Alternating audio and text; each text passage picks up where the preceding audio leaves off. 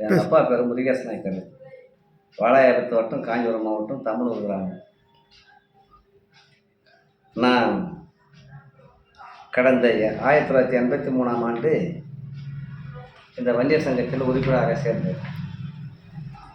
அன்று முதல் இந்த பாட்டாளி மக்கள் கட்சி, வன்னியர் சங்கம் ஆரம்பித்த பிறகு பாட்டாளி மக்கள் கட்சிக்கும் நிறைய உழைத்திருக்கிறேன். 87ஆம் ஆண்டு சாலமறையில் போராட்டும் போது எங்கள் ஊரிலிருந்து, தம்மனூரிலிருந்து 39 பேர் அழைச்சிட்டு போனாங்க. எல்லாம் சங்கம் எதுவும் தரல, இந்த வன்னியர் சங்கம் எதுவும் தரல. ரெண்டாவது கட்சி மூலியம் ஆரம்பித்த பிறகு எதுவும் நான் இதுவரை எதிர்பார்க்கல. இருந்த போதிலும் இப்போது நடக்கின்ற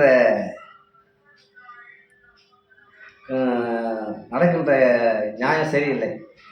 அப்பாவுக்கும் பிள்ளைக்கும் சண்டை நடந்த ஒரு காரணத்தினாலே இந்த வன்னியர் சங்கத்தை கேவலப்படுத்தி விட்டார்கள்.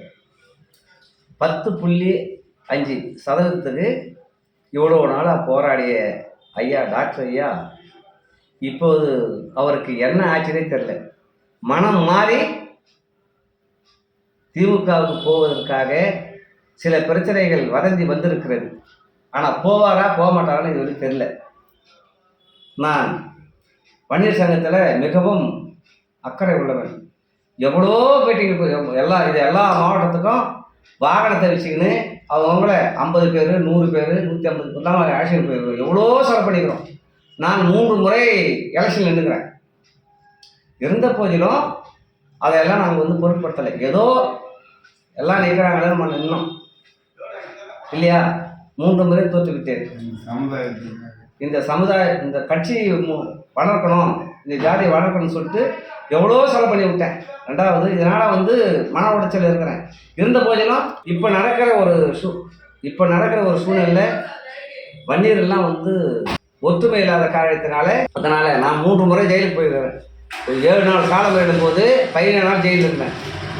1 நாள் ரயில் இருக்கும்போது 17 நாள் ஜெயிலில் இருந்தேன். எங்கெல்லாம் ஆக்ஷன் யார், காஞ்சிபுரம் சக்கரவர்த்தி நாயக்கர். எங்கெல்லாம் அதான் 47 வாகனத்தை ஒரே நாளில் பணம் கொடுத்து ஆக்ஷன் வந்தார் சக்கரவர்த்தி நாயக்கர். அவர் நான் நன்றி சொல்கிறேன். அவர் எங்கேயோ எங்கேயோ தேவலோகத்தில் இருக்கிறாரு. இருந்த போதிலும் நான் எல்லா மாவட்டத்துக்கும் 50 பேர், 25 பேர், 30 பேர் எல்லா மாவட்டத்துக்கும் வன்னியர் சங்கம் இருக்கும்போது வளர்த்தோம்.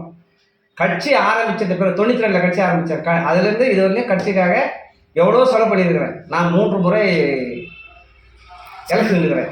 3 முறை நான் தோற்றுவிட்டேன். ஆனால் மக்கள் என்ன செய்தாங்க, ஏதோ ஒரு காரணத்தினால் நான் வெற்றி பெறவில்லை. ஆகையினால நான் மன உடைச்சல் கிடையாது எனக்கு, அது வேற. ரெண்டாவது இதுவரையிலையும் இந்த சங்கத்துக்கும் இந்த கட்சிக்கும் அறுபாடுபட்டு கொண்டு இருக்கிறேன். ஆனால் எங்களுக்கு ஊரில் இருந்து யாரும் விரோதம் கிடையாது. சின்னையாவும் பெரியவும்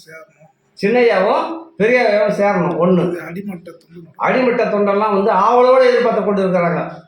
ஆனால் சின்னையா இந்த உலகம் போற்றக்கூடிய ஒரு தன்மையை உருவாக்கிவர்.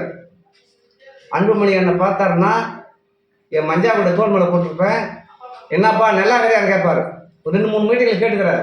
ஆனால் இப்போ கூட நடப்பயணத்தும் போது நான் அவர் கையை கொடுத்துட்டு வந்தேன். எவ்வளோ ஜனத்தில் என்னை கண்டுபிடியாக இருக்கலாம். இருந்த போதிலும் சின்ன ஐயாவும் ஐயாவும் ஒற்றுமையாக இருந்தால் நல்லா இருக்கும். ஒன்று.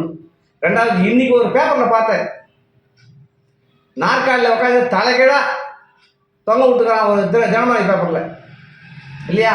ரெண்டாவது ஒரு பேப்பர், தினமணி பேப்பரில் இவர் அவரை தலைக்கு மேலே ஸ்டாலின் படத்தை பிடிச்சிக்கிறாரு.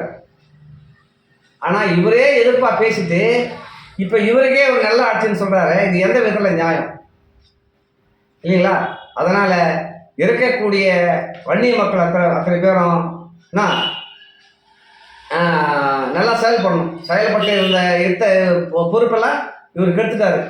தயவுசெய்து இந்த கூட்டணி கட்சிக்கும் பாமக கூட்டணி கட்சி எதில் சேருதோ அதுக்கு நல்ல வாய்ப்பு கொடுத்து ஜெயிக்க வைக்குமாறு உங்களோட தாழ்வுடனே கேட்டுக்கொள்கிறேன். ஐயா அவர்கள் நாங்கள் மீட்டிங் போய் பேசியிருந்தா இந்த ஊமஜனங்க எப்போ தான் திறந்த போதோ அப்படின்னு சொல்லுவார். இருந்த போதிலும் இந்த ஊமஜனங்கள்லாம் ஸ்டெடியாக தான் இருக்காங்க. ஐயா அவர் தான் தடமாறி பேசுகிறாரு இல்லையா. ஐயா அவர் தான் வந்து தடமாறி பேசுகிறார். அதனால் வந்து இந்த ஆனால் இதெல்லாம் சொல்லணும் நிறைய சொல்லியிருக்குங்க. இந்த வன்னியர் சங்கம்லாம் வளர்க்கும் போது நாங்கள்லாம் எவ்வளோ பாடுபட்டோம் தெரியுமா? எவ்வளோ பாடுபட்டுட்டேன். அங்கங்கே ரூ. 5 ரூ. 2 ரூ. 1 கேட்டு இந்த சாலை கோயிலுக்கு வசூல் பண்ணும்போது ரூ. 2 ஒரு சீட்டு. நான் 17 லட்சம், நானும் 17 வைக்கலாம், 17 லட்சம் செலவு பண்ண 17,000 செலவு பண்ணோம். அந்த இது வசூல் பண்ணோம். இது இல்லாமல் ஊரா 500, 200, 300 அப்படிலாம் செலவு பண்ணோம். எங்கள் பசங்களுக்கெல்லாம் அவங்க கிளம்பும்போது ஆயுள் உறுப்பினர் சந்தா வாங்கினேன். நாங்களாம் இன்றைக்கி 47 வயசு 48 வயசு ஆகிடுச்சு. எங்கள் பசங்க எங்கள் ஒரு பெரிய பையன் அப்போல்லாம் இருந்தோம். இப்போத்தைய சூழ்நிலை வந்து இவ்வளோ நாள் பொறுத்து இந்த வன்னியர்களை வஞ்சிக்கிற மாதிரி ஆகிப்போச்சு. ரெண்டாவது வந்து நீங்கள் 2 பேரும் ஒன்றா சேர்ந்து ஒரு 5 ஆண்டுக்கு முன்னே என்ன செயல்பட்டீங்களோ அதே வார்த்தைகளை நீங்கள் நம்பி செயல்பட்டால் பெருமையாக இருக்கு என்று நான் தாமதே கட்டுகிறேன். பள்ளம் தோண்டி வன்னியர்களை பள்ளம் தோண்டி புதைக்காதீங்க. கேட்கறது பதில் சொல்ல முடியல. நான் என்னை வந்து எவ்வளோ பேர் கேட்குறாங்க, நீங்கள் எந்த அணியை இன்றைக்கி கேட்குறாங்க, நீங்கள் எந்த அணியில் பாருங்கன்னு கேட்குறாங்க. ஐயா நாங்கள் ஒரே அணியில் தான் இருக்கிறோம். இருந்தாலும் கூட தவறான முறையாக எங்களை கேட்காதீங்க. கட்சியில் எவ்வளோ சண்டை வருது. அது மாதிரி ஒரு பிரச்சனையே வராத செயல்படுவாங்க